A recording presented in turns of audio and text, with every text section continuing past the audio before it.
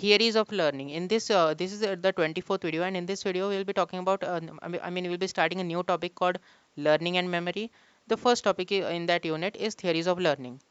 And we just completed in the last video the unit of thinking and language. You can go to my playlist section and access that playlist, or I might give you a black pop-up on the first part of of the screen right now, which you might be able to see on the first part of your screen, a black pop-up which will lead you to that playlist. Now let's get into the top into this topic.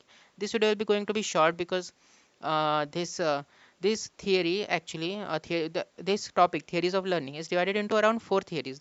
The first is classical conditioning learning by association. Now this theory is big actually, so in order to keep it a bit organized, this video is just about introduction. The next video will be about the experiment which was done in this classical conditioning.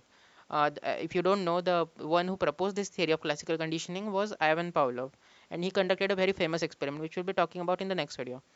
And then in the next video we'll be seeing some terms which we actually he used some terms in that experiment, which we'll be seeing the meaning of them in the third video.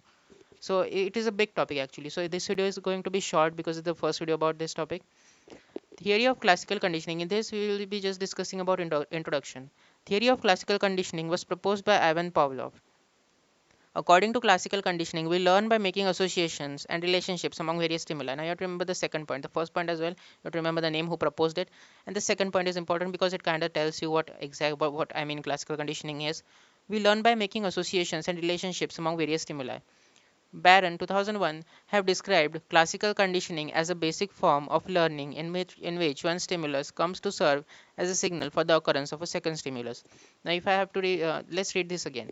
Barron 2001, he described that classical conditioning, according to him, classical conditioning was a basic form of learning in which one stimulus comes to serve as a signal for the occurrence of the second stimulus. So according to him, in classical conditioning, I mean a basic it is a basic form of learning in which one stimulus it comes as a signal for the occurrence of the second stimulus. During classical conditioning, organisms acquire information about the relations between various stimuli, not simple association between them.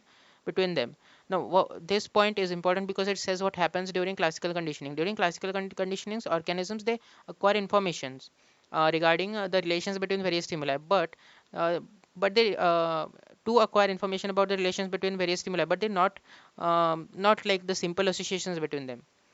The subjects of learning in this theory are always some kind of automatic, involuntary, or reflexive responses, such as heart rate, salivation, vomiting, pupil dilation, etc. Now, the word salivation kind of holds a little bit significance, considering the next video, which will be going to be about the experiment, a famous experiment, which was conducted by Ivan Pavlov, related to his dog.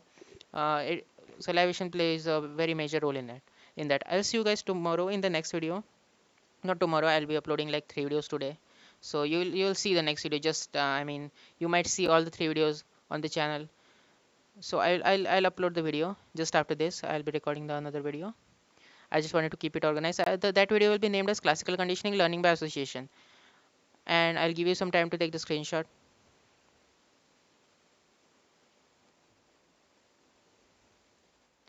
Now I'll see you in the next video related to the experiment. It is actually a very interesting video.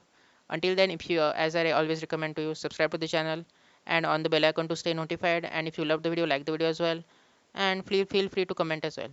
Until then, I'll see you in the next video. Until then, if you want to leave a like, you can leave a like.